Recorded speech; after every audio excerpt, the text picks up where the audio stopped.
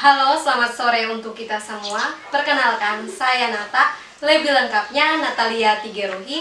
Saya dari Universitas Timur, Fakultas Pertanian, Program Studi Kimia, semester 6. Oke, baik kawan-kawan. Di sini saya akan mempresentasikan proposal mini saya yang berjudul Pembuatan Bioetanol dengan bahan baku Cewaut atau Stearia italica dengan metode sakarifikasi dan fermentasi simultas atau SSF untuk memenuhi mata kuliah metodologi penelitian. Selamat menyaksikan. Baik teman-teman, inilah presentasi PPT proposal mini saya yang berjudul Pembuatan Bioetanol dari Cewaut atau Stearia italica dengan metode sakarifikasi dan fermentasi simultan. Yang pertama adalah bab 1, yaitu pendahuluan, di mana poin-poin yang dibahas dalam bab 1 adalah latar belakang, identifikasi masalah, pembatasan masalah, rumusan masalah, tujuan dari penelitian ini, dan manfaat dari penelitian dilakukan. Poin 1 adalah latar belakang. Seperti yang kita tahu bahwa energi merupakan salah satu masalah yang telah menarik perhatian dunia, selain masalah pangan dan air. Hal tersebut disebabkan ketersediaannya semakin berkurang, tetapi jumlah penduduk yang membutuhkannya semakin meningkat dari tahun ke tahun. Energi pun mulai dilirik dan menjadi prioritas utama yang terus dikembangkan untuk mengatasi isu penipisan bahan bakar fosil dan pemanasan global. Berdasarkan laporan dari BP Statistical Review of World Energy, konsumsi energi di dunia pada tahun 2018 sebesar 13.864,9 toe. Sementara di Indonesia, sumber bahan bakar minyak yang digunakan sampai saat ini masih bersumber dari bahan bakar fosil, dan bahan bakar fosil adalah bahan bakar yang tidak dapat diperbaharui, sehingga terjadi krisis energi. Hal ini memerlukan alternatif lain yang yaitu dengan membuat sumber energi yang berbahan dasar dari tumbuhan, karena bahan bakar nabati dapat terus diperbaharui. Salah satu yang termasuk jenis bahan bakar minyak dari nabati yaitu bioetanol. Bioetanol dapat diproduksi dari tanaman yang mengandung komponen pati atau selulosa.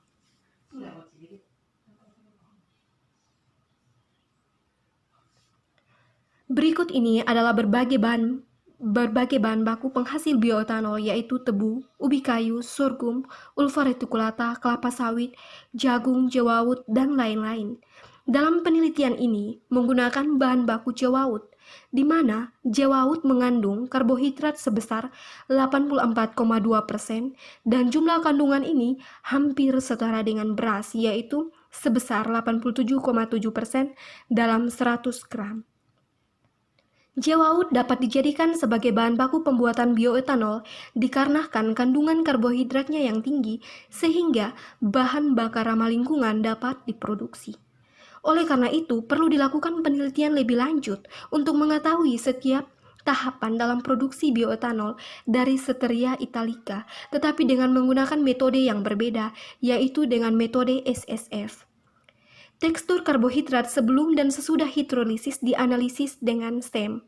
Keberhasilan hidrolisis pada penelitian ini akan diselidiki dengan analisis gula produksi, dan bioetanol yang diproduksi kemudian akan dikarakterisasi dengan SEM dan HPLC.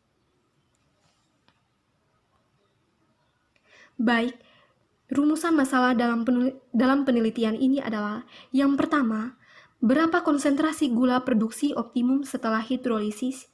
Yang kedua adalah berapakah kadar bioetanol dan persen rendemen tertinggi yang dihasilkan dengan fermentasi menggunakan metode SSF?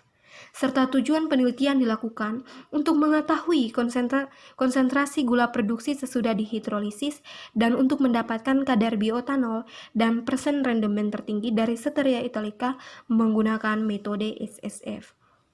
Serta manfaat penelitian dilakukan untuk menyelesaikan permasalahan krisis energi dari bahan baku Stearia italica.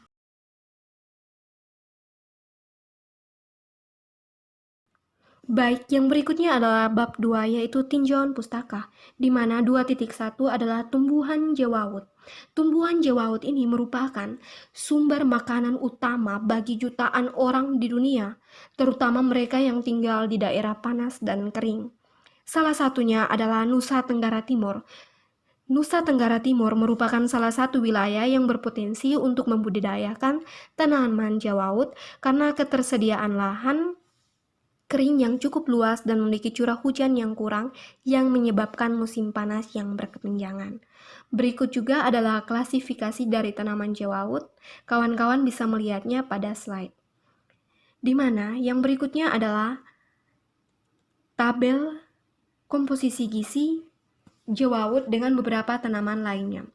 Di mana dari tabel ini dapat disimpulkan bahwa jewawut dibandingkan dengan beras, gandum, jagung, dan sorghum memiliki kadar serat yang tertinggi yaitu 2,9% dan vitamin B2 yang berupa riboflavin 0,33 mg per 100 gram dan nutrisi lainnya sedikit di bawah sorghum yaitu protein, energi, dan karbohidrat. 2.2 adalah struktur dan komposisi biomasa lignoselulosa, di mana struktur dan komposisi kimia dari berbagai biomasa lignoselulosa sangat penting dilakukan dalam produksi bioetanol karena diperlukan pemahaman terlebih dahulu untuk mengetahui komposisi kimia dari biomasa dan terdapat faktor yang mempengaruhi pembentukan gula monomer untuk produksi bioetanol. Struktur khas biomasa lignoselulosa adalah selulosa, hemiselulosa, dan lignin. 2.3 adalah pigmen, di mana biomasa lignoselulosa memerlukan perlakuan awal atau pigmen sebelum bisa dihidrolisis menjadi gula dan difermentasi menjadi bioetanol. Berikut adalah efek dari pigmen, di mana pigmen ini sangat bertujuan untuk memecah pelindung lignin, merubah struktur lignoselulosa dan membuat selulosa dan hemiselulosa menjadi lebih mudah dihidrolisis. Struktur lignin dan hemiselulosa akan pecah setelah mengalami proses. 2.4 adalah penelitian mengenai Setteria italica. Soeka dan kawan-kawan melaporkan bahwa fermentasi tepung jewawut menggunakan bakteri selulotik dan amilotik berpengaruh pada nilai gizi jewawut. Fermentasi tepung jewawut dapat menurunkan kadar vitamin, menaikkan kadar kalsium 10 kali lipat, dan secara umum meningkatkan kadar asam amino esensial, meningkatkan asam amino non-esensial. Setteria italica juga memiliki kandungan nutrisi utama yang bersumber dari tocopherol yang berpotensi sebagai antioksidan yang baik. Hasil studi juga telah menunjukkan bahwa millet bukan hanya sumber yang kaya akan senyawa fenolik, tetapi juga protein yang bermanfaat.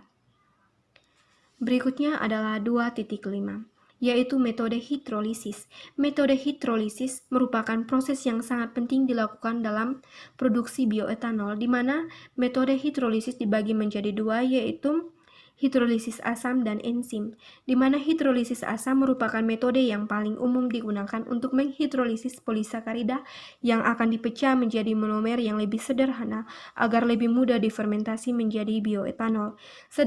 Sedangkan hidrolisis enzimatik masih merupakan pendekatan terbaru yang menjadi sorotan dari para peneliti di dunia.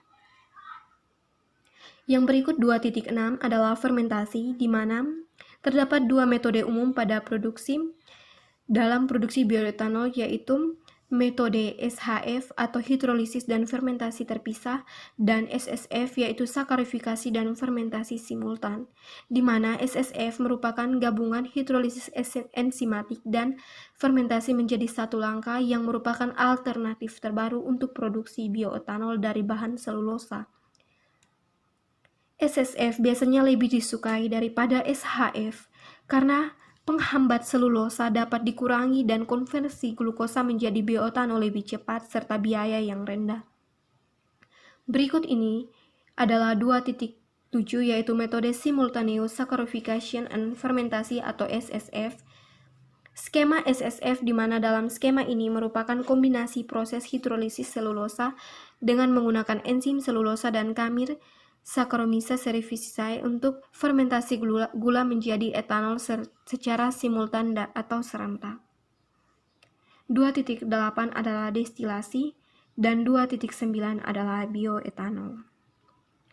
Oke, yang terakhir adalah bab 3 atau metodologi penelitian, di mana 3.1 adalah lokasi penelitian.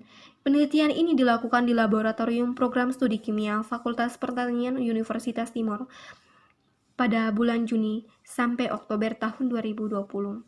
3.2 adalah bahan dan alat, di mana kawan-kawan bisa melihatnya dalam slide. Dan yang terakhir adalah prosedur kerja. Yang pertama adalah sampel jewawut, yaitu biji jewawut yang diambil dari Kabupaten Timur Tengah Utara, digerus lalu dikeringkan hingga dihasilkan tepung jewawut yang halus. Lalu dilakukan penjemuran. Tujuan dari pengerusan dan pengayakan jewawut menjadi tepung, yakni untuk memperluas permukaan bahan atau sampel jewawut sehingga memudahkan saat karakterisasi awal, yang kemudian ditambah dengan larutan nutrisi dan diautoklav untuk melakukan metode SSF dengan variasi enzim selulosa dan ragi Saccharomyces cerevisiae yang didestilasi untuk melihat karakterisasi akhir oleh HPLC dan untuk menghasilkan bioetanol. Sekian dan terima kasih.